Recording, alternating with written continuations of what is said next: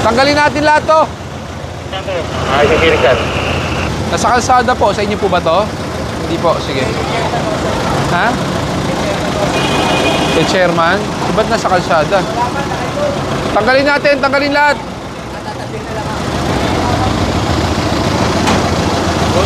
Hello.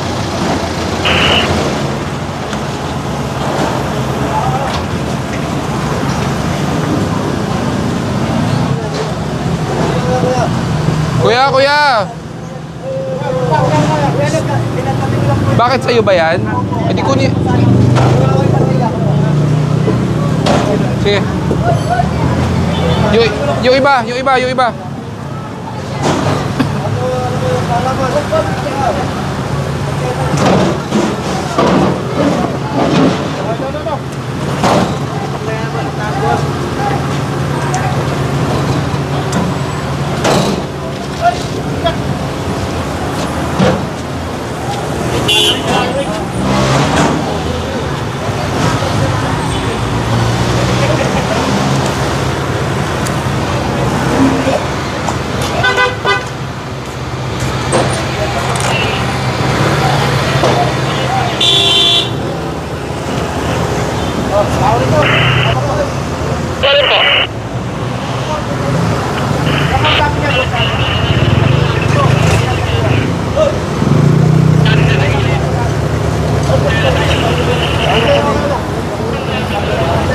Hindi naman nakatabi yan, nasa kalsada pa rin yan. Kayo po ba ang chairman? Sino po? Sino po ang chairman? Sino po chairman? Ikaw siya? Hindi na po ako chairman. Hindi na. Sana lang po na itabi na lang natin. Sakali na lang. Dapat, wala naman po kasi. dapat, hindi pinirmahan ng barangay ah. Hindi ko po alam. Hindi po sinabi sa amin. Ako Kasi, po ang dating chairman dito. Ako Ay, sino- endorse sa kanya. Kaya hindi na po niya sinabi. so sino ang chairman ngayon? Yung ano na po rito, yung in-endorse ko chairman, hindi ko naman po alam. Hindi niya sinasabi. nandali- Ito po, first kagawad, sir. Okay, nonetheless. Naiintindihan ko na po. Lagi ko naman po kayo Okay. monitor Sige po, nonetheless, kahit naman kung siyang chairman o hindi siyang Okay. chairman, Wala po. Wala po dapat chairman, sir. Wala dapat naman sila tayo. na nagtanggal Sana lang niyan. po na pwede ko naman tanggalin. Wala, hindi lang po na-inform sa amin.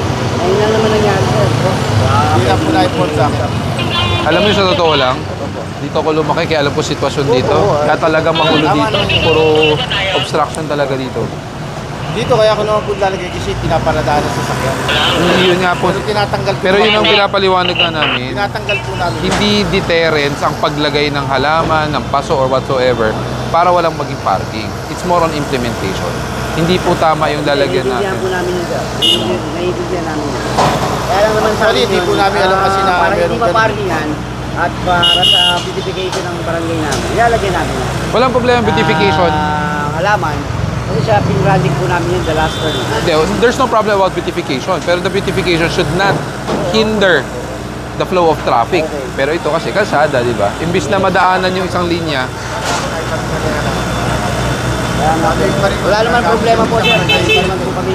akin na, coordination letter. Kailan pinirmahan yung coordination letter? Dapat nung pa lang nagtanggal na sila.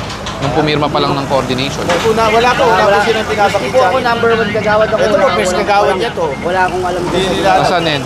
Coordinated po sa barangay. Hindi po namin kasi alam. Alam yan. Eh siguro, hindi talaga sila nagsabi Tulad na... po yung karito, ginagamit niya, laga rito sa basurahan. Actually po, yung ganito na yan, ang tagal ng service sa barangay yan. May pangalan pa para Siguro mga 17 Baka years pwede na naman po. kung ano yan. Hindi natin pwedeng ibaba eh. Pag binaba natin yan, makukompromiso ka porque ikaw ang previous chairman. 'Di ba? Sasabihin you're not the chairman anymore. What's your to ipababa yan? Katuwiran naman sa kanila. Yun naman yung pang tao bayan ginagamit, hindi pa sarili. Hindi justifiable yun eh. Kasi kung sinasabi mong nakikita mo at nasusubaybayan mo operasyon namin, even though it's a barangay property, if it's obstructing, it's obstruction. Sira lang po yung yung gulong kahiram, kaya lang po nakalagay dito. Sana nung ano pa lang naglinis na kayo, hindi yung ngayon pagdating namin. Diba? Kasi hawak nga po. Kasi nga, Inano po. boss, Wala nga- kagawad, Actually po, wala kagawad, tama ka rin, sir. hindi naman Pero kasi, wala namang coordinator sa barangay. anong wala? Sa amin, sa akin, hindi sa akin. Wala kang Eh, I don't know bakit hindi kayo nag-coordinate, pero the fact there is, coordinated yung operation, it's your lapses na hindi kayo nag-uusap. Sila po. Oh, ayan po. Oh, sino po pumirma nito? Punong barangay. Oh. Cruz. Oh. So you don't tell me na it's not coordinated. Kasi sinasabi. Okay lang po yun, sir. Sa akin naman, wala naman. Walang galang na po Opo. Paliwanag ko sa inyo. Kung ang operation, sasabihin sa inyo, technically, tinimbrehan kayo. So, ang mangyayari po niyan, dadating kami malinis, pag alis namin, most likely it will be back, di ba? So, you don't tell me it's not coordinated. Linawin natin, ha? Kasi sasabihin mo hindi coordinated sa barangay, para mo sinasabi hindi kami nag-coordinate. Sabi ko, sir, hindi po within sa inyo. Ang sinasabi ko po sa amin. Saka alam din to ng MTPB. Oo. Tumawag po ako sa MTPB. Actually, siyempre, ganun. Dati, alam naman natin ang politika eh.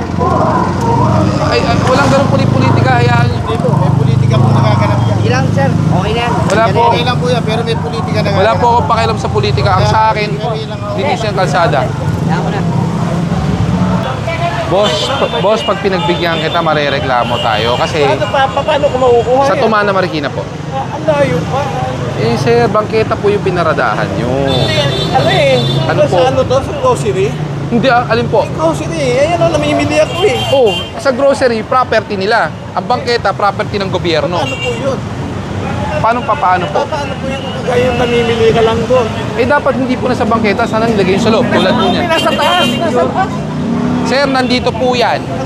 Oo nga, bangketa pa rin po yan. Yan po na. Opo. Ano ba? Ako na ba maglagay? Hello? Magkano? Ha? Ano na ako para ano na? Kasi may pinamili ako yun. Ano sabi mo? Magkano mo yung tutubusin? Hindi, iba sinabi mo sa akin kanina eh.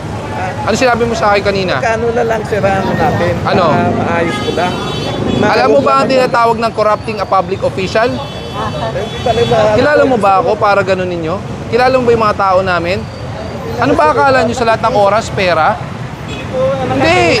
Yan ang ayoko eh. Yung feeling nyo lahat, pera na lang katapat namin. Ano akala nyo sa amin?